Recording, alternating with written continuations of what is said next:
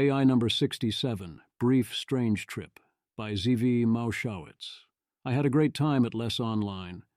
It was both a working trip and also a trip to an alternate universe, a road not taken, a vision of a different life where you get up and start the day in dialogue with Agnes Callard and Aristotle, and in a strange combination of relaxed and frantically go from conversation to conversation on various topics, every hour passing doors of missed opportunity, gone forever. Most of all, it meant almost no writing done for 5 days, so I am, shall we say, a bit behind again.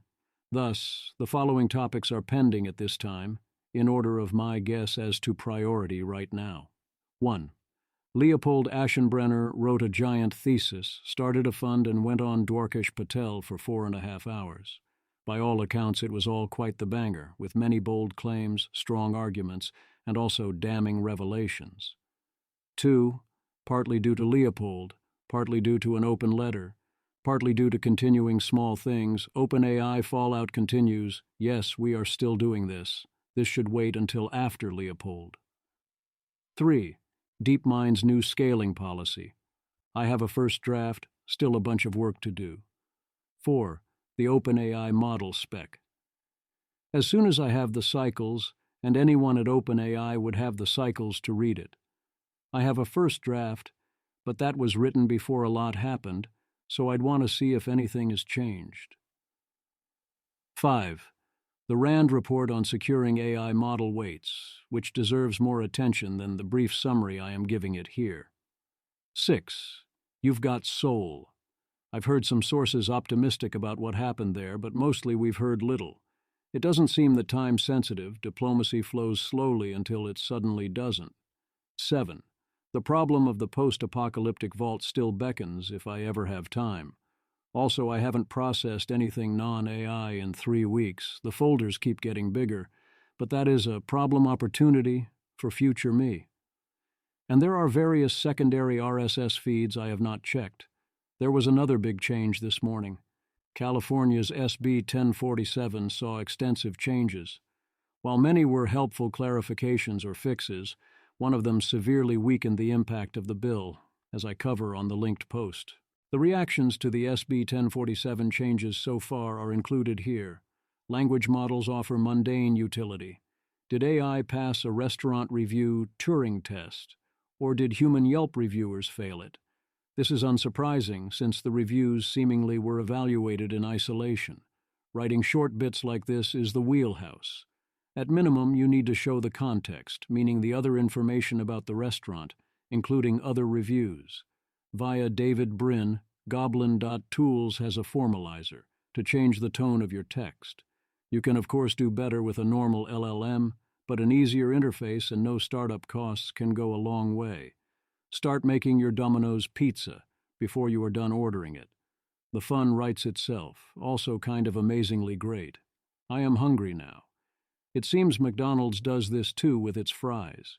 My guess is this is more, we have enough fungible fries orders, often enough that we simply make fries continuously, rather than, we know you in particular will want fries, but I could be wrong. Would you like an extra thumb? Why, yes, I would. What's funny is, you can run a mental experiment to confirm that you're totally capable of learning to use it if the machine can read the impulses. Plausibly super awesome. Mandatory jokes are in the comments if you scroll down. Have adult-level theory of mind, up to 6th-order inferences. Aid in drug development. No idea how much it helps, but all help is great. Predict out-of-distribution salt crystal formation, with correct structures, while running a simulation. Suggestive of material science work being possible without physical experimentation. Gary Tan endorses Perplexity for search if you want well-cited answers. I agree with Arun's reply. Perplexity is great, but only shines for narrow purposes. The well-cited clause is doing a lot of work. Use Gemini 1.5 Flash for many purposes because it is fast, cheap, and good enough. Sully has long been a proponent of cheap and fast and good enough. Language models don't offer mundane utility. Not yet, anyway. Shoshana Weissman. Oh, really want to jailbreak my Nordic track. Brian Chen, New York Times, is not impressed by the new GPT-4, failing to see much improvement other than speed, saying he definitely wouldn't let it tutor his child. This was a standard look for places the AI fails rather than looking for where it succeeds. A great illustration is when he notes the translations were good, but that the Chinese accents were slightly off. Yes, okay, let's improve the accents, but you are missing the point. Any child or any adult not using AI to learn is missing out. Eric Whiffen warns of counterfeit proofs of thought. What happens if all those seemingly useless project plans and self-reports were actually about forcing people to think and plan? What if the plan was worthless, but the planning was essential, and now you can forge the plan without the planning? Whoops. Zizek's alternative is that your LLM writes the report, mine reads it, and now we are free to learn. Which way, modern worker? 1. For the self-report, I lean towards Zizek. This is mostly a test to see how much bullshit you dare write down on a page before you think you'll be called out on it. A key way that the bullshitters collude to get ahead at the expense of those who don't know to go along or have qualms about doing so. A. The idea that your manager already knows might be true in some places, but it sure is not in others. B. I can't remember the last time I knew someone who thought writing this mandatory corporate self-report taught me so many valuable lessons because no one I know is that naive. 2. The project plan seems more plausibly Riffin's territory. You should have to form a plan. That does not mean that the time spent turning that plan into a document that looks right is time well spent. So the goal is to get the manager to do the actual planning. Alice makes the widgets. David buys the thingamabobs. Then the LLM turns that into a formal document. Look, I am not a master of war, but if I was Air Force Secretary Frank Kendall, then I would presume that the point of an F-16 flying with AI was that I did not have to be inside that F-16 during simulated combats. He made a different decision. I mean, all right, yes, show of confidence, fun as hell. Still, I suppose that is one of many reasons I am not the Secretary of the Air Force. The funny alternative theory is this was so the other humans would let the AI win. Still no worthy successor to AI Dungeon, despite that being a flimsy base model wrapper and being a great product, until you ran into its context window limits. The put AI into games and interactive worlds developers are letting us down. WebSim is kind of the modern version, perhaps, and Cyraean Trismegistus mentions novel AI, fun with image generation. Examples from Google's video generation, AI VO. Examples from a Chinese video generation service, 2 minutes, 30 FPS, 1080p. Deepfake Town and Botpocalypse soon. Indian and Mexican elections latest to not have serious AI-related issue, despite this wild report? AudioPie, AI in politics in India. Politicians are voluntarily deepfaking themselves to dub their message into the 22 languages widely spoken in India. 50 million AI voice clone calls in the last month.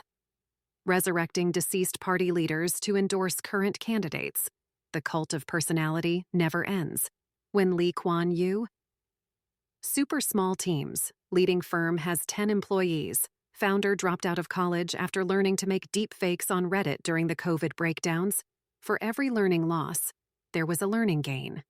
Authorized by politicians, but not disclosed to voters. Many voters believe the calls are real and that the polls actually spoke to them. Typical gap in quality AI. Promises a Ferrari but delivers a Fiat. Fine-tuning Mistral to get better results. This too will come to the United States. The future of politics is having a parasocial relationship with your favorite politician, and their AI version being part of your brain trust. Advisory board. Kache. Americans don't realize that in India and Pakistan, people watch AI-generated shorts of political leaders and believe that they are real. This is such a wild equilibrium. Everyone gets to clone their own candidates and backers with AI. No one does fakes of others. The voters believe all of it is real. Not a bad equilibrium. Yes, voters are fooled, but it is a fair fooling, and every message is intended by the candidate and party it purports to be from. This presumably is the least stable situation of all time and won't happen again. The people will realize the AIs are fake. Also, various actors will start trying to fake others using AI, but perhaps punishment and detection can actually work there. One might think about the leave your stroller at the playground and not pay attention technology. Yes, someone could try to steal it, but there is at least one person in the playground who would get very, very angry with you if they notice you trying to do that. What makes yours yours is not that you can prove it is yours, but that when you try to take it, you know no one will object. People worry AI will be used to generate misinformation, and people won't be able to tell the difference. It is worth remembering the current state of misinformation generation and spreading technology, which is best summarized as Joseph Menn, Washington Post. News site editor's ties to Iran, Russia show misinformation's complexity. Matthew Iglesias. This doesn't actually seem that complicated. they took our jobs. A metaphorical TaskRabbit for AI hires, potentially something like Equistamp, could be the efficient way to go. Alex Tabarrok suggests we may continuously evaluate, hire, and fire AIs as relative performance, speed, and cost fluctuate. Indeed, the power users of AI do this, and I am constantly reassessing which tools to use for which jobs, same as any other tool. A lot of this is that right now uses are mostly generic and non-integrated. It is easy to rotate. When we have more specialized tools and need more assurance of consistent responses, it will be more exciting to stick to what you know relative to now. What happens when you figure out how to have AI do your job and no one cares? Get involved. Fellowship for $190,000 a year to help implement Biden's executive order. Deadline is June 12th, or if they get 100 applicants, so act quickly. The median salary in AI is $326,000, so this is not that high, but it is highly livable. Prize of $500,000 for using AI to converse with animals. Near. The experts have chimed in and have concerns that talking to animals might be bad. Lorikili, I am going to ignore them and do it anyway. Someone explains it all. Marcello Herreshoff explains the idea of template fixation. If your question is close enough to a sufficiently strong cliché, the cliché gets applied even if it does not make sense. Hence the stupid answers to river crossing questions or water pouring tests or other twists on common riddles. If we can't find a way to avoid this, math is going to remain tough. It is easy to see why this would happen. Introducing OpenAI for nonprofits, essentially a discounted subscription. Claude now available in Canada. Finally, Flash Diffusion for improving training diffusion models. In other AI news, leading AI companies agree to share their models with the U.S. AI Safety Institute for pre-deployment testing. Link is to this story, which does not list which labs have agreed to do it, although it says there was no pushback. News Corp's deal with OpenAI, which includes the Wall Street Journal, is no joke, valued at over $250 million in cash and credits over 5 years.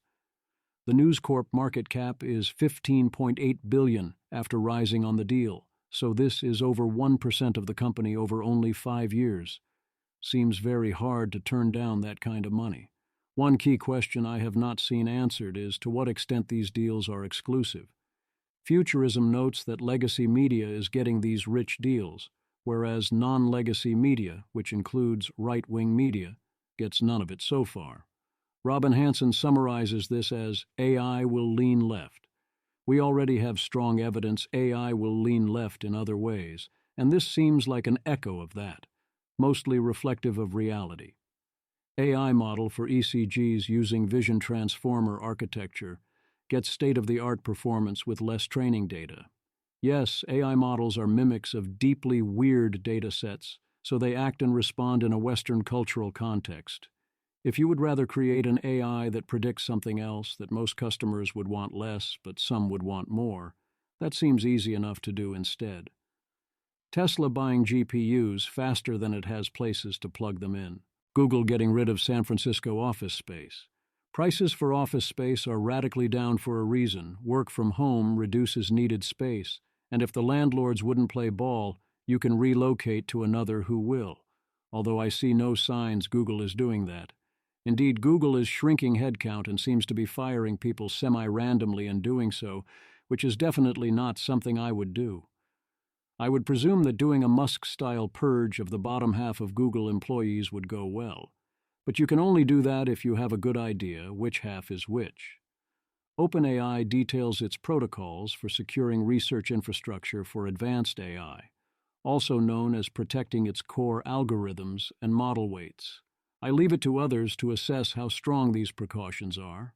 No matter what else might be happening at OpenAI, this is one team you do want to root for.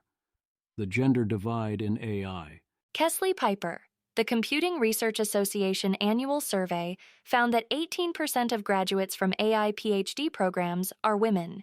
Parmi Olson, Sexism in AI, explained in one chart. AI's gender disparity is dismal. Female AI researchers are vastly outnumbered at leading tech companies, especially at OpenAI. Company, Microsoft.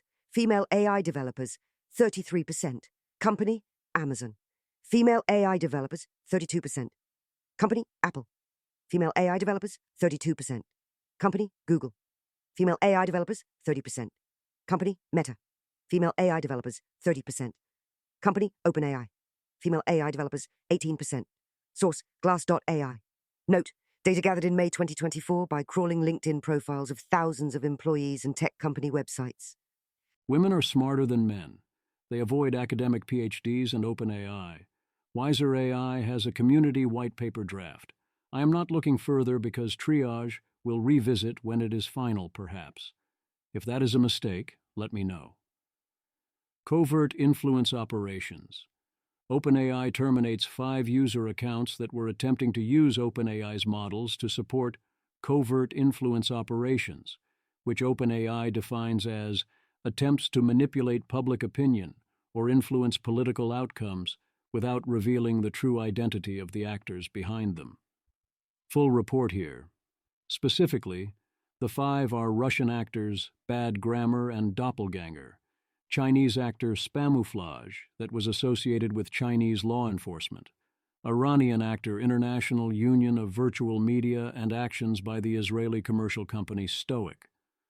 Note the implications of an arm of China's law enforcement using ChatGPT for this. OpenAI believes that the operations in question failed to substantially achieve their objectives. Engagement was not generated, distribution not achieved. These times. What were these accounts doing? Largely the same things any other account would do. There are multiple mentions of translation between languages, generating headlines, copy editing, debugging code, and managing websites. As OpenAI put it, productivity gains, content generation, and mixing old and new. Except, as a bad thing. For evil and all that. They also point to the common theme of faking engagement, and arguably using ChatGPT for unlabeled content generation, as opposed to other productivity gains or copy editing, is also inherently not okay as well. Ordinary refusals seem to have played a key role, as threat actors often published the refusals, and the steady streams of refusals allowed OpenAI to notice threat actors. Working together with peers is also reported as helpful. The full report clarifies that this is sticking to a narrow definition I can fully support. What is not allowed is pretending AI systems are people, or attributing AI content to fake people or without someone's consent.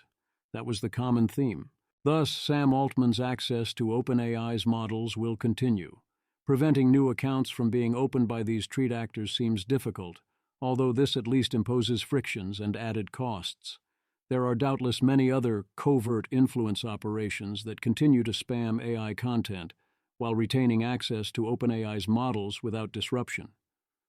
One obvious commonality is that all 5 actors listed here had clear international geopolitical goals. It is highly implausible that this is not being done for many other purposes. Until we are finding, for example, the stock manipulators, we have a long way to go. This is still an excellent place to start. I appreciate this report and would like to see similar updates, or at least brief updates, from Google and Anthropic. Quiet speculations. The bear case on NVIDIA. Robin Hanson continues to say, sell. Claims from Andrew Coate about consciousness, the nature of reality, and also of LLMs. I appreciate the model of normiehood as a human choosing outputs on very low temperature. Might we soon adorn buildings more because it is easier to do so via LLMs? WSJ's Christopher Minns says, the AI revolution is already losing steam. He admits my portfolio would disagree. He says AIs remain ruinously expensive to run, without noticing the continuing steady drop in costs for a given performance level. He says adoption is slow, which it isn't compared to almost any other technology even now. Mostly, another example of how a year goes by with only a dramatic rise in speed and reduction in cost, and multiple players catching up to the leader and the economy not transformed and stocks only way up and everyone loses their minds. I think that is behind a lot what is happening now. The narratives in Washington, the dismissal by the mainstream of both existential risks and even the possibility of real economic change. It is all the most extreme, what have you done for me lately? People assuming AI will never be any better than it is now, or it will only change at economic normal rates from here. Thus, my prediction is that when GPT-5 or another similar large advance does happen, these people will change their tune for a bit, adjust to the new paradigm, then memory hole and go back to assuming that AI once again will never advance much beyond that, and so on. He's joking, right? Eliezer Yudkowsky. The promise of Microsoft Recall is that extremely early AGIs will have all the info they need to launch vast blackmail campaigns against huge swathes of humanity at a time when LLMs are still stupid enough to lose the resulting conflict. Rohit, I'd read this novel. A lot of users having such a honeypot on their machines for both blackmail and stealing all their access and their stuff certainly does interesting things to incentives. One positive is that you encourage would-be bad actors to reveal themselves, but you also empower them, and you encourage actors to go bad or skill up in badness. Dan Hendricks questions algorithmic efficiency improvements, notes that if GPT-4 level models were now 10x cheaper to train, we would see a lot more of them, and that secondary labs should not be that far behind. I do not think we should assume that many labs are that close to OpenAI in efficiency terms or in having our stuff together terms. Papers I analyze based on the abstract, because that's all the time we have for today. Owen Davis formalizes ways in which AI could weaken worker power, distinct from any impacts on labor demand, via management use of AI. The obvious flaw is that this does not mention the ability of labor to use AI. Labor can, among other applications, use AI to know when it is being underpaid or mistreated and to greatly lower switching costs. It also could allow much stronger signals of value, allowing workers more ability to switch jobs. I would not be so quick to assume worker power will flow in one direction or the other in a non-transformative AI world. Samuel Hammond on SB 1047. Samuel Hammond wrote a few days ago in opposition to SB 1047 prior to the recent changes. He supports the core idea, but worries about particular details. Many of his concerns have now been addressed. This is the constructive way to approach the issue. 1. He objected to the otherwise similar general capability clause on vagueness grounds. The clause has been removed. 2. He warns of a potential chilling effect on open source due to inability to implement a shutdown clause. The good news is that this was already a misunderstanding of the bill before the changes. The changes make my previous interpretation even clearer, so this concern is now moot as well. And as I noted, the under penalty of perjury is effectively pro forma, unless you are actively lying, the same as endless other government documents with a similar rules set. 3. Also part of Samuel's stated second objection. He misunderstands the limited duty exemption procedure, saying it must be applied for before training, which is not the case. A. You do not apply for it. You flat out invoke it, and you can do this either before or after training. B. He warns that you cannot predict in advance what capabilities your model will have. But in that case, the developer can invoke before training and only has to monitor for unexpected capabilities and then take back the exemption, without punishment, if that does happen. C. Or they can wait and invoke after training, if the model qualifies. 4. Samuel's third objection is the fully general one, and still applies, that model creators should not be held liable for damages caused by their models, equating it to what happens if a hacker uses a computer. This is a good discussion to have. I think it should be obvious to all reasonable parties that both that A, model creators should not be liable for harms simply because the person doing harm used the model while doing the harm, and B, that model creators need to be liable if they are sufficiently negligent or irresponsible and sufficiently large harm results. This is no different than most other product harms. We need to talk procedure and price. A. In the case of the SB 1047 proposed procedure, I find it to be an outlier in how tight are the requirements for a civil suit. Indeed, under any conditions where an AI company was actually held liable under SB 1047 for an incident with over $500 million in damages, I would expect that company to already also be liable under existing law. B. I strongly disagree with the idea that if someone does minimal cost relative to model training costs, fine-tuning to Llama 4, this should absolve Meta of any responsibility for the resulting system and any damage that it does. I am happy to have that debate. See, there was indeed a problem with the original derivative model clause here, which has been fixed. We can talk price and whether the 25% threshold now in SB 1047 is too high, but the right price is not 0.001%. 5. Samuel also objects to the net neutrality-style pricing requirements on GPUs and cloud services, which he finds net negative but likely redundant. I would be fine with removing those provisions, and I agree they are minor. 6. He affirms the importance of whistleblower provisions on which we agree. 7. Samuel's conclusion was that SB 1047 risks America's global AI leadership outright.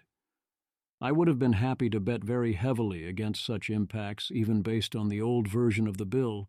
For the new version, if anyone wants action on that bet, I would be happy to give action. Please suggest terms. In the realm of less reasonable objections that also predated the recent changes, here is the latest hyperbolic misinformation about SB 1047. Here from Joshua Bach and Daniel Jeffries, noted because of the retweet from Paul Graham. I have updated my ignorables list accordingly. Reactions to changes to SB 1047. My prediction on Twitter was that most opponents of SB 1047, of which I was thinking especially of its most vocal opponents, would not change their minds. I also said we would learn a lot in the coming days and weeks from how various people react to the changes. So far, we have blissfully heard nothing from most of the usual suspects. Dan Hendricks has a thread explaining some of the key changes. Charles Foster gets the hat tip for alerting me to the changes via this thread. He was also the first one I noticed that highlighted the bill's biggest previous flaw, so he has scored major RTFB points. He does not offer a position on the overall bill, but is very good about noticing the implications of the changes. Charles Foster. In fact, the effective compute threshold over time will be even higher now than it would have been if they had just removed the similar performance clause.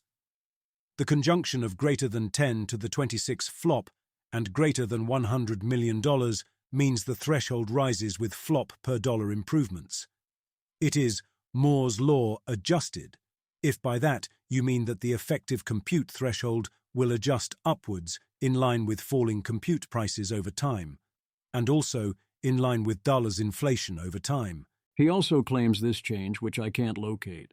Charles Foster, hazardous capability now determined by marginal risk over existing non-exempt covered models. If true, then that covers my other concern as well, and should make it trivial to provide the necessary reasonable assurance if you are not pushing the frontier. Finally, he concludes. Charles Foster. I think the bill is significantly better now. I didn't take a directly pro or anti stance before, and IDK if I will in the future.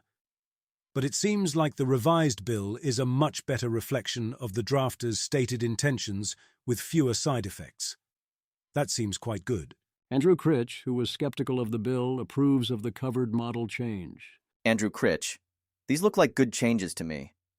The legal definition of covered model is now clearer and more enforceable, and creates less regulatory uncertainty for small, non-incumbent players in the AI space. Hence, more economic fairness plus freedom plus prosperity. Nice work, California. I think I understand the rationale for the earlier, more restrictive language, but I think if a more restrictive definition of covered model is needed in the future, lowering numerical thresholds will be the best way to achieve that, rather than debating the meaning of the qualitative definitions. Clear language is crucial for enforcement, and the world definitely needs enforceable AI safety regulations. Progress like this makes me proud to be a resident of California. Nick Moran points to the remaining issue with the 25% rule for derivative models, which is that if your open weights model is more than 4x over the threshold, then you create a window where training on top of your model could make you responsible for a distinct, otherwise covered model. In practice, I presume this is fine. Both no one is going to do this, and if they did, no one is going to hold you accountable for something that clearly is not your fault, and if they did, the courts would throw it out.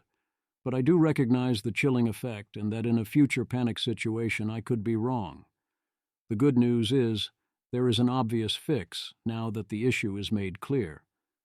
You change 25% of trained compute to either 25% of trained compute or sufficient compute to qualify as a covered model. That should close the loophole fully, unless I missed something.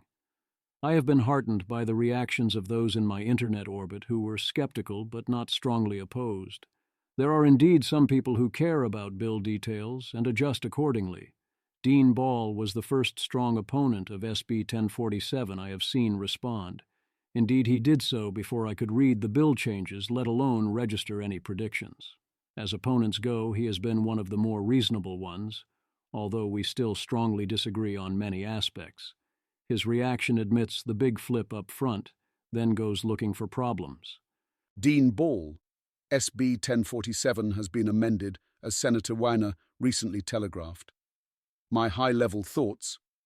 1. There are some good changes, including narrowing the definition of a covered model. 2. The bill is now more complex and arguably harder for devs to comply with. Big picture. The things that the developer and academic communities hated about SB 1047 remain. Generalized civil and criminal liability for misuse beyond a developer's control and the frontier model division. It is strictly easier to comply in the sense that anything that complied before complies now, but if you want to know where the line is, yeah, that's currently a mess. I see this partly as the necessary consequence of everyone loudly yelling about how this hits the little guy, which forced an ugly metric to prove it will never ever hit the little guy, which forces you to use dollars where you shouldn't. That is no excuse for not putting in a "this is how you figure out what the market price will be so you can tell where the line is" mechanism. We 100% need some mechanism. The obvious suggestion is to have a provision that says the FMD publish a number once, a week, month, or year, that establishes the price used. Then going forward you can use that to do the math, and it can at least act as a safe harbor. I presume this is a case of new provision that no one gamed out fully, and we can fix it. Dean next raises a few questions about the 25% threshold for training, which the developer must disclose, around questions like the cost of synthetic data generation. My presumption is that data generation does not count here, but we could clarify that either way. He warns that there is no dollar floor on the 25%, but given you can pick the most expansive open model available, it seems unlikely this threshold will ever be cheap to reach in practice, unless you are using a very old model as your base, in which case I suppose you fill out the limited duty exemption form with "of course it is." If you want to fix that at the cost of complexity, There are various ways to cover this corner case. Ball mentions the safety assurances.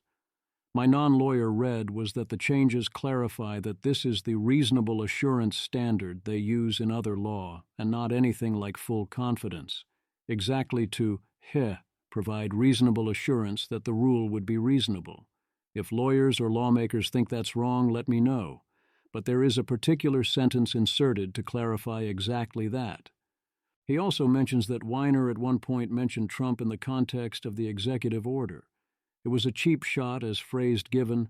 No one knows what Trump ultimately thinks about AI, and I wish he hadn't said that.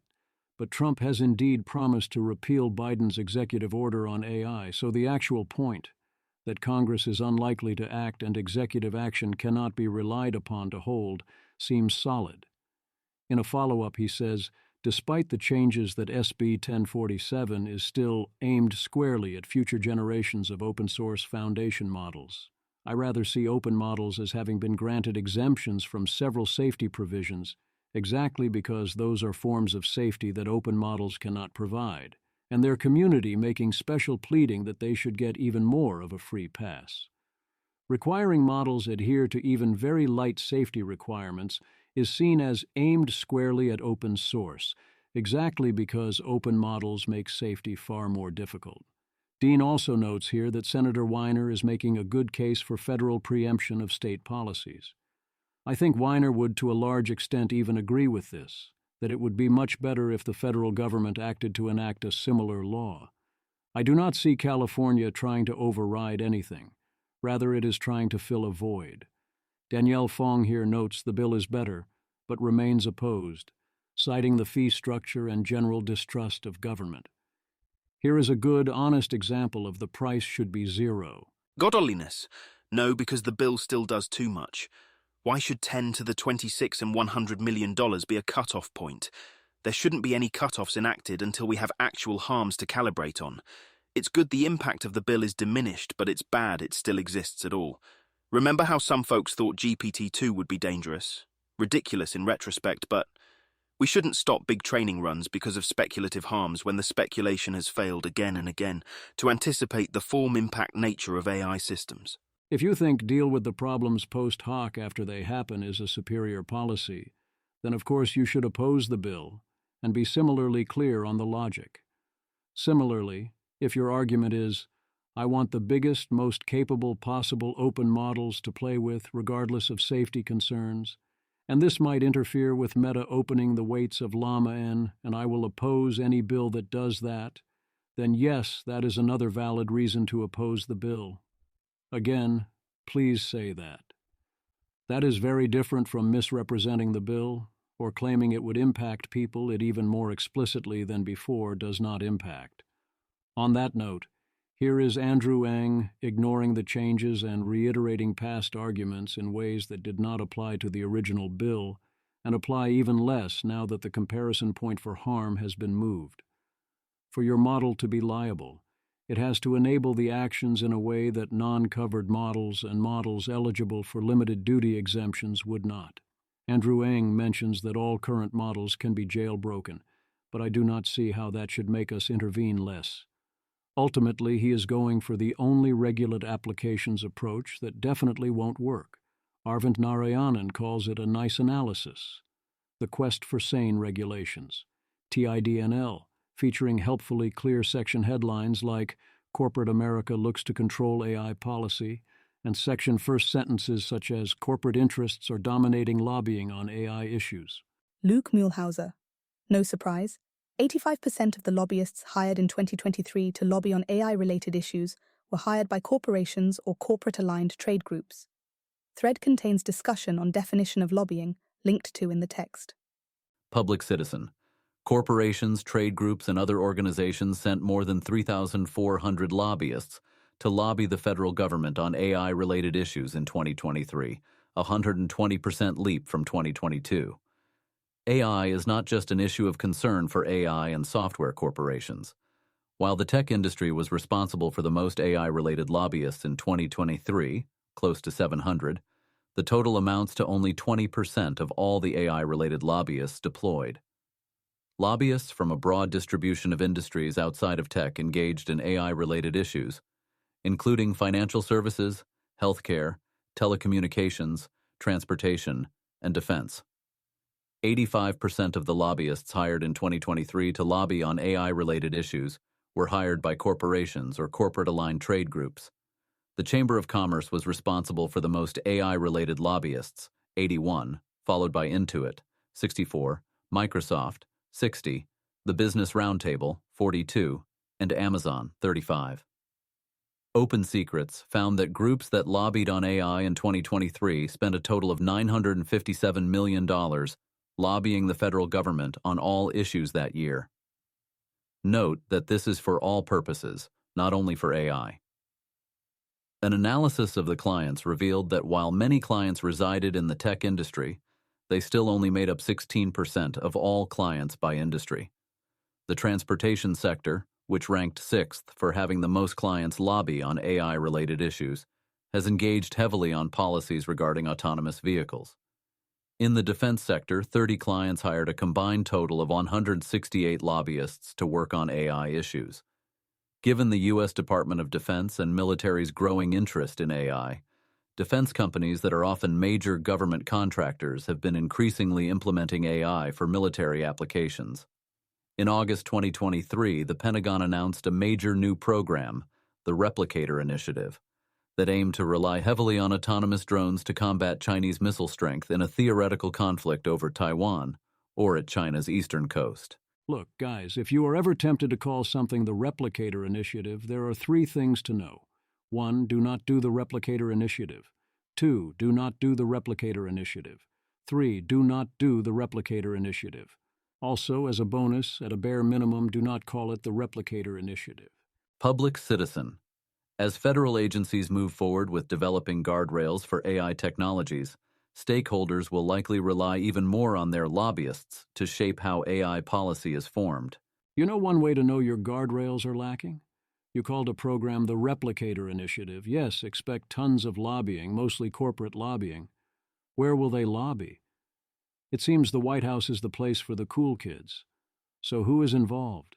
Public citizen. Even in cases where at first glance a lobbying entity may not appear to be representing corporate interests, digging deeper into partnerships and collaborations revealed that nonprofit interests are often deeply intertwined with corporate ones as well.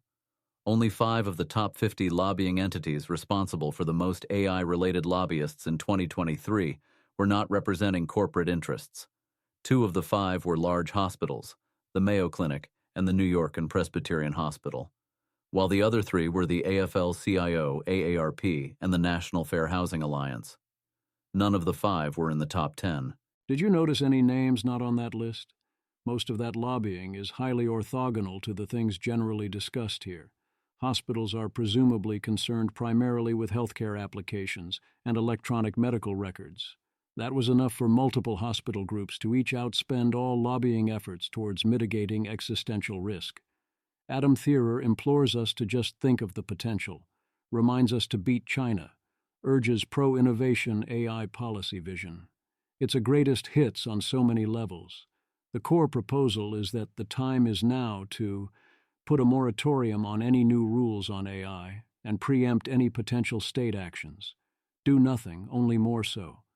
Gavin Newsom warns about the burdens of overregulation of AI and the threat it would pose to California's leadership on that, but says the state has an obligation to lead because AI was invented there. To be completely fair to Newsom, this is not the first time he has warned about overregulation. He did it in 2004 regarding the San Francisco business permitting process, which is a canonical insane example of overregulation, and he has indeed taken some concrete steps as governor to streamline some regulatory burdens, including an executive order and signing AB 1817. As usual in politics, this is both sides' applause light talk that does not tell you the price. The price is not going to be zero, nor would that be wise even if there was no existential risk, any more than we should have no laws about humans. The price is also a cost, and setting it too high would be bad. The world as it is, FEC fighting FCC's attempt to require political ads to disclose that they used AI, saying FCC lacks jurisdiction, and finding it deeply troubling that they want this in place before the election, with it happening so soon. How is political ads that use AI tell us they are using AI not one of the things we can all agree upon? That's not a good idea. You know what is a really, really bad idea? Going after AI companies with antitrust enforcement. Josh Sisko, Politico.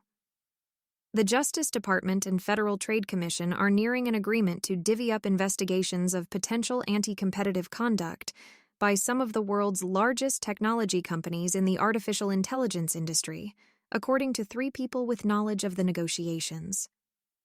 As part of the arrangement, the DOJ is poised to investigate NVIDIA and its leading position in supplying the high-end semiconductors underpinning AI computing, while the FTC is set to probe whether Microsoft and its partner OpenAI have unfair advantages with the rapidly evolving technology, particularly around the technology used for large language models. The deal has been negotiated for nearly a year, and while leaders of both agencies have expressed urgency in ensuring that the rapidly growing artificial intelligence technology is not dominated by existing tech giants, until an agreement is finalized, there was very little investigative work they could do. Fredipus Rex. Also, how in the world is OpenAI, which loses money on a mostly free product that has existed for 2 years, and which is in a constant game of monthly technological leapfrog with a bunch of competitors in any possible way, a monopoly? Ian Spencer. Microsoft and OpenAI have nothing even remotely resembling monopolies in the AI space. NVIDIA is facing competition everywhere, despite being clear market leaders. It's ASML and TSMC who have truly dominant market positions thanks to their R&D, and neither of them is based in the US. Shoshana Weissman. Every day is pain. I do not know whether to laugh or cry. A year ago they wanted to start an antitrust investigation, but it took that long to negotiate between agencies. The antitrust was based on the idea that some companies in technological races had currently superior technologies and were thus commanding large market shares while rapidly improving their products and what you could get at a given price, and producing as fast as they could require input components. Perhaps the best part is that during that year, during which OpenAI has been highly unprofitable, in order to fight for market share and develop better products, 2 distinct competitors caught up to OpenAI and are now offering comparable products, although OpenAI likely will get to the next generation level first. Or is the best part that Microsoft so little trusts OpenAI that they are spending unholy amounts of money to engage in direct competition with them? Meanwhile, NVIDIA faces direct competition on a variety of fronts and is both maximizing supply and rapidly improving its products while not charging anything like the market clearing price. This from the people who brought you Google monopolized search, Amazon prices are too high, Amazon prices are too low, and Amazon prices are suspiciously similar. As Ian notes, in theory one could consider ASML or TSMC as more plausible monopolies, but neither is exploiting its position and also neither is American, so we can't go after them. If anything, I find the continued failure of both to raise prices to be a confusing aspect of the world. It is vital not only not to prosecute companies like OpenAI for antitrust. They vitally need limited exemptions from antitrust, so that if they get together to collaborate on safety, they need not worry the government will prosecute them for it. I have yet to see a free market type who wants to accelerate AI and place absolutely no restrictions on its development call for this particular exemption. The week in audio, Lex Fridman talks to Roman Yampolsky, as played by Jeff Goldblum, and Lex does not miss the central point. Lex Fridman. Here's my conversation with Roman Yampolsky, AI safety researcher who believes that the chance of AGI eventually destroying human civilization is 99.9999%. I will continue to chat with many AI researchers and engineers, most of whom put P-Doom at less than 20%, but it's important to balance those technical conversations by understanding the long-term existential risks of AI. This was a terrifying and fascinating discussion. Others not so much. Elon Musk. So you're telling me there's a chance? If you are interested in communication of and debate about existential risk, this is a podcast worth listening to. I could feel some attempts of Romans working because they worked well, others working by playing to Lex's instincts in strange ways, others leading into traps or bouncing off before the reactions even happened. I saw Lex ask some very good questions and make some leaps, while being of all the Lex Fridmans the Lex Fridmanest in others. It is amazing how much he harps on the zoo concept as a desperate hope target, or how he does not realize that, out of all the possible futures, most of the ones we can imagine and find interesting involve humans, because we are human. But most of the configurations of atoms don't involve us, and so on. Also, it is unfortunate, for many purposes, that Roman has so many additional funky views, such as his perspective on the simulation hypothesis, but he is no doubt saying what he actually believes. Of course, there is also Dwarkesh Patel talking to Leopold Aschenbrenner for 4.5 hours. I have been assured this is an absolute banger, and we'll get to it real soon now. Rhetorical innovation. Request for best philosophical critique against AI existential risk. I am dismayed how many people exactly failed to follow the directions. We need to do better at that.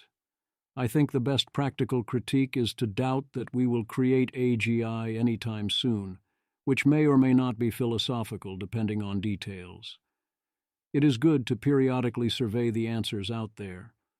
Your periodic reminder that there are plenty of people out there on any high-stakes topic who are having a normal one, and indeed that a lot of people's views are kind of crazy.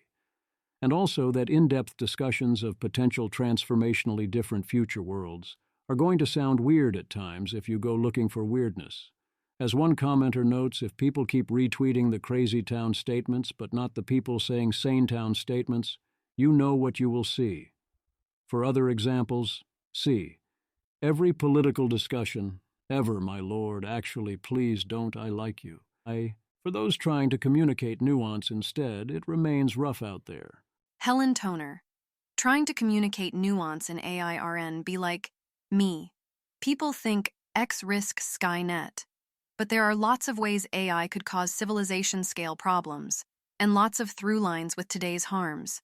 So we shouldn't always have those conversations separately. Headline writer, Skynet dumb. Headline, Helen Toner. Skynet isn't the only AI nightmare. Helen Toner. If you want to hear my full answer, it starts about 33:15 here. And the article itself is fine/good. No shade to Scott. It's just always those headlines. In this case, the article is reported to be fine, but no, in my experience, it is usually not only the headlines that are at issue. An illustration. Lyron Shapira. Will humanity be able to determine which ASI behavior is safe and desirable by having it output explanations and arguments that we can judge? Some argue yes, some argue no. It's tough to judge. So you see why the answer is obviously no. That does not rule out all possible outs, but it is a vital thing to understand.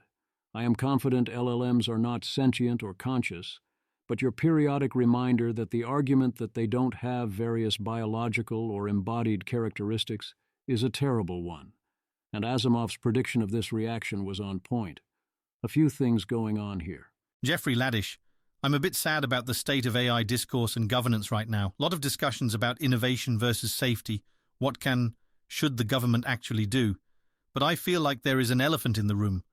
We're rushing towards intelligent AI agents that vastly outstrip human abilities, a new non-biological species that will possess powers wonderful and terrible to behold, and we have no plan for dealing with that, no ability to coordinate as a species to avoid a catastrophic outcome. We don't know exactly when we'll get AI systems with superhuman capabilities, systems that can strategize, persuade, invent new technologies, etc., far better than we can, but it sure seems like these capabilities are in our sights. It sure seems like the huge investments in compute and scale will pay off, and people will build the kinds of systems AI risk researchers are most afraid of. If decision-makers around the world can't see this elephant in the room, I worry anything they try to do will fall far short of adequate. Ashley Darkstone. Maybe if you and people like you stopped using biological animist terms like species to refer to AI, you'd be taken more seriously. Jeffrey Laddish. It's hard to talk about something that is very different than anything that's happened before. We don't have good language for it. Do you have language you'd use to describe a whole other class of intelligent agent? Ashley Darkstone.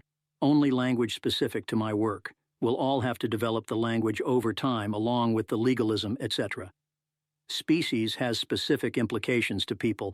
Life, slavery, evolution, biological human things that need not apply. It's fear-mongering. AI should be a selfless tool. Jeffrey Laddish, maybe AI should be a selfless tool, but I think people train powerful agents. I studied evolutionary biology in college and thought a fair bit about different species concepts, all imperfect. Fear-mongering seems pretty dismissive of the risks at hand. Is Darkstone objecting to the metaphorical use of a biological term because it is more confusing than helpful, more heat than light? Because it is technically incorrect, the worst kind of incorrect? Because it is tone policing? Or is it exactly because of her belief that AI should be a selfless tool? That's a nice aspiration, but Laddish's point is exactly that this won't remain true. More and more I view objections to AI risk as being rooted in not believing in the underlying technologies, rather than an actual functioning disagreement, and objections to the terminology and metaphors used being for the same reason. The terminology and metaphors imply that AGI and agents worthy of those names are coming, whereas objectors only believe in ATI, artificial tool inheritance. Thus, I attempt to coin the term ATI, artificial tool intelligence. Definition: artificial tool intelligence. An intelligent system incapable of functioning as the core of a de facto autonomous agent. If we were to only ever build ATIs, then that would solve most of our bigger worries. That is a lot easier said than done. Keegan McBride makes case that open-source AI is vital for national security, because whoever builds, maintains, or controls the global open-source AI ecosystem will have a powerful influence on our shared digital future. Toad, but our rivals can copy the open-source models and modify them. Frog, that is true, but that will ensure our cultural dominance somehow. Toad then noticed he was confused. The post is filled with claims about China's pending AI ascendancy, and to defend against that, she says we need to open source our AIs. I do give Keegan full credit for rhetorical innovation on that one. Oh, Anthropic. It would be really great if we could know Anthropic was worthy of our trust. 1. We know that Anthropic has cultivated a culture of caring deeply about safety, especially existential safety, among its employees. I know a number of its employees who have sent costly signals that they deeply care. 2. We know that Anthropic is taking the problems far more seriously than its competitors and investing more heavily in safety work. 3. We know that Anthropic at least thinks somewhat about whether its actions will raise or lower the probability that AI kills everyone when it makes its decisions. 4. We know they have the long-term benefit trust and are a public benefit corporation. 5. No, seriously, have you seen the other guy? I have. It isn't pretty. Alas, the failure of your main rival to live up to ordinary corporation standards does not change the bar of success. If Anthropic is also not up to the task or not worthy of trust, then that is that. I have said for a while now that I am confused about Anthropic. I expect to continue to be confused because they are not making this easy. Anthropic has a principle of mostly not communicating much, including on safety, and being extremely careful when it does communicate. This is understandable. As their employees have said, there is a large tendency of people to read into statements, to think they are stronger or different than they are, that they make commitments the statement does not make. The situation is changing rapidly, so what seemed wise before might not be wise now. People and companies can and should change their minds. Stepping into such discussions often inflames them, making the problem worse. People want endless follow-ups. It is not a discussion you want to focus on. Talking about what the thing you are doing can endanger your ability to do the thing. Again, I get it. Still, they are not making this easy. The plan might be wise, but the price must be paid. You go to update with the evidence you have. Failure to send costly signals is evidence. even if your actions plausibly make sense in a lot of different worlds. What exactly did Anthropic promise or imply around not improving the state of the art? What exactly did they say to Dustin Mowshowitz on this? Anthropic passed on releasing the initial Claude, but then did ship Claude Opus, and before that, the first 100K context window.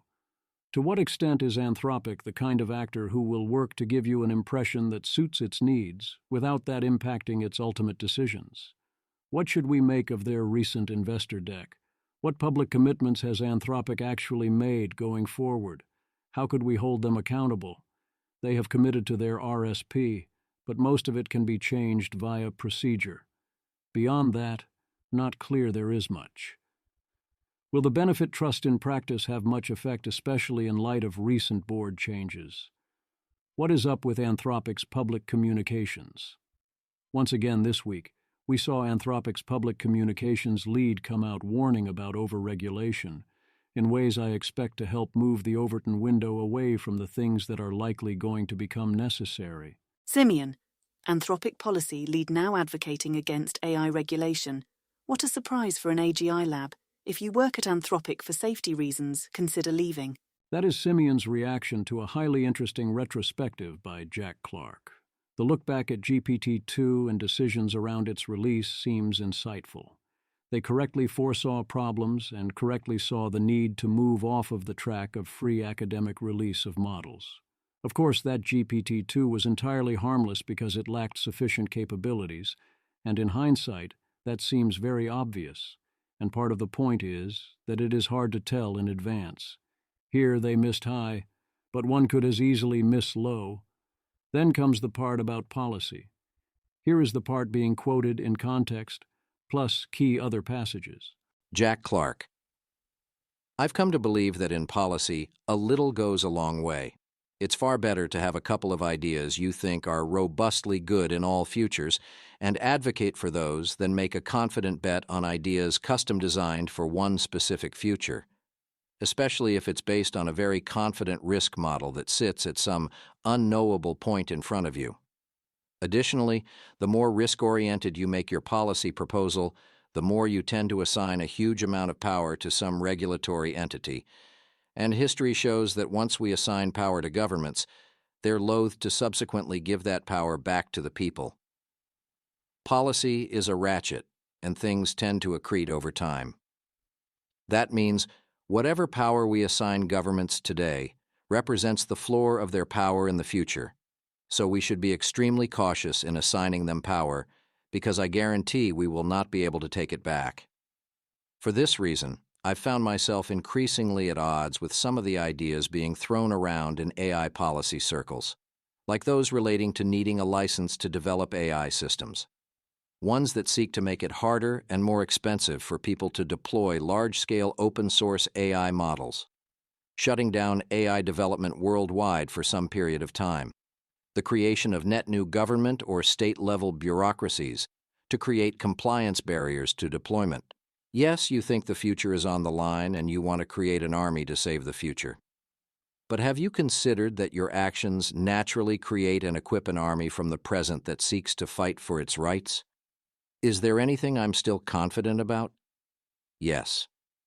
I hate to seem like a single-issue voter, but I had forgotten that in the GPT-2 post we wrote, we also think governments should consider expanding or commencing initiatives to more systematically monitor the societal impact and diffusion of AI technologies, and to measure the progression in the capabilities of such systems. I remain confident this is a good idea. This is at core not that different from my underlying perspective. Certainly it is thoughtful. Right now what we need most is to create broader visibility into what these systems are capable of, and to create the institutional capacity such that if we need to intervene in the future, we can do that. Indeed, I have spoken how I feel proposals such as those in the Gladstone report go too far, and would indeed carry exactly these risks. I draw a sharp contrast between that and something like SB 1047. I dive into the details to try and punch them up. It still seems hard not to notice the vibes. This is written in a way that comes across as a warning against regulation. Coming across is what such communications are about. If this were an isolated example, it would not bother me so much, but I see this consistently from Anthropic. If you are going to warn against overreach without laying out the stakes or pushing for proper reach, repeatedly one notices. Anthropic's private lobbying and other private actions clearly happens and hopefully sings a very different tune, but we have no way of knowing. Also, Anthropic failed to publicly share Claude Opus with the UK in advance, while Google did publicly share Gemini updates in advance. No commitments were broken, but this seems like a key place where it is important to set a good example. A key part of Anthropic's thesis is that they will create a race to safety, so let's race. I consider Simeon's reaction far too extreme. If you are internal or considering becoming internal, you have more information. You should form your own opinion. A nice positive detail. Anthropic has an anonymous hotline for reporting RSP compliance concerns. Of course, that only matters if they then act. Securing model weights is difficult. The RAND report on securing model weights is out. Ideally, this will become its own post in the future. It is super important that we secure the model weights of future more capable systems from a wide variety of potential threats. As the value at stake goes up, the attacks get stronger, and so too must defenses. The core message is that there is no silver bullet, no cheap and simple solution. There are instead many strategies to improve security via defense in depth, which will require real investment over the coming years. Companies should want to do this on their own. Not investing enough in security makes you a target, and your extremely expensive model gets stolen. Even if there are no national security concerns or existential risks, that is not good for business. That still makes it the kind of threat companies systematically underinvest in. It looks like a big expense until it looks cheap in hindsight. Failure is bad for business, but potentially far, far worse for the world. Thus, this is a place where government needs to step in, both to require and to assist. It is an unacceptable national security situation, if nothing else, for OpenAI, Google, or Anthropic, or in the future certain others, not to secure their model weights. Mostly, government help is not something an AI lab will want, but cybersecurity is a potential exception. For most people, all you need to take away is the simple, we need to do expensive defense in depth to protect model weights. We are not currently doing enough, and we should take collective action as needed to ensure this happens. There are highly valid reasons to oppose many other safety measures. There are even arguments that we should openly release the weights of various systems, now or in the future, once the developers are ready to do that. There are not valid reasons to let bad actors exclusively get their hands on frontier-closed model weights by using cyber attacks. Aligning a dumber-than-human intelligence is still difficult. At minimum, you need to agree on what that means. Will Deepu. Alignment.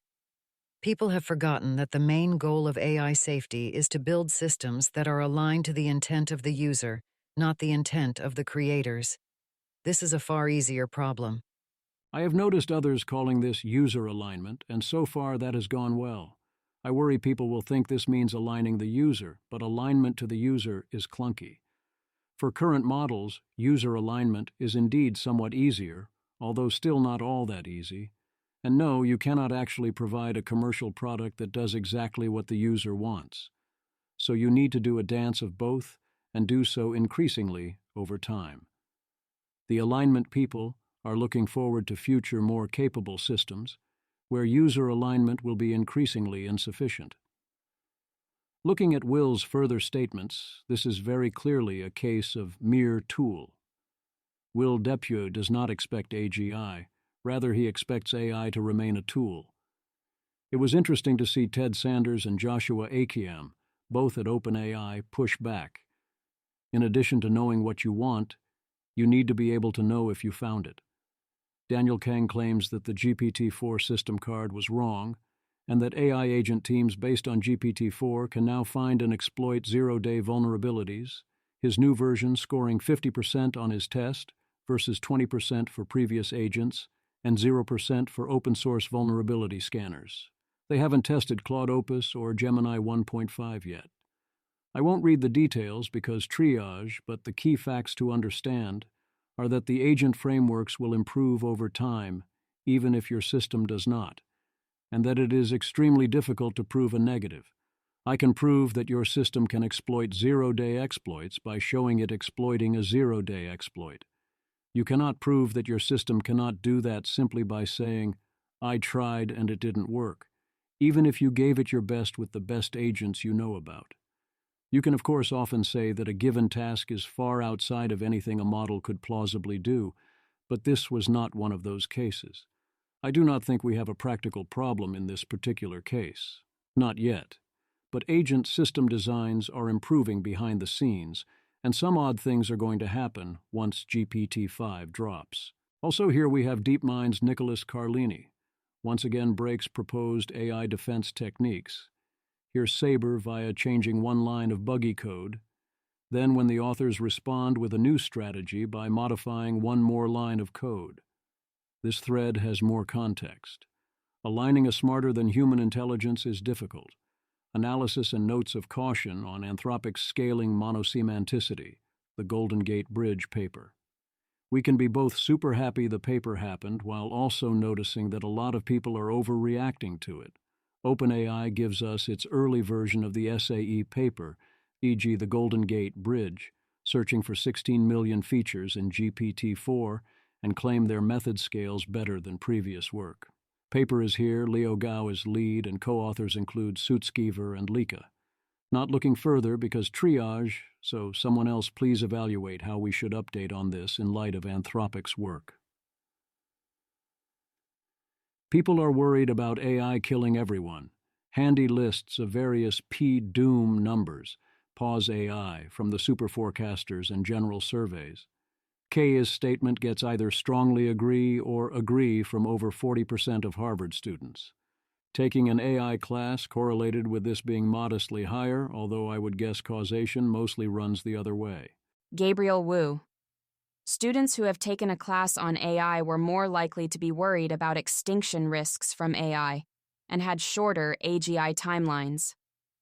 Around half of all Harvard students who have studied artificial intelligence believe AI will be as capable as humans within 30 years. Over half of Harvard students say that AI is changing the way they think about their careers, and almost half of them are worried that their careers will be negatively affected by AI. How do automation concerns differ by industry? Theirs isn't much variation. Around 40–50% of students are worried about AI automation no matter what sector they plan on working in: tech, education, finance, politics, research, consulting. With the exception of public health. Full report is here. Other people are not as worried about AI killing everyone. Jan LeCun having strange beliefs department, in this case that it is much easier to investigate what goes on in a deep learning system than in a turbojet, whether theoretically or experimentally. Judea Pearl explains it is the other way, whereas I would have simply said, "What?" We also have the Jan LeCun providing unfortunate supporting links department.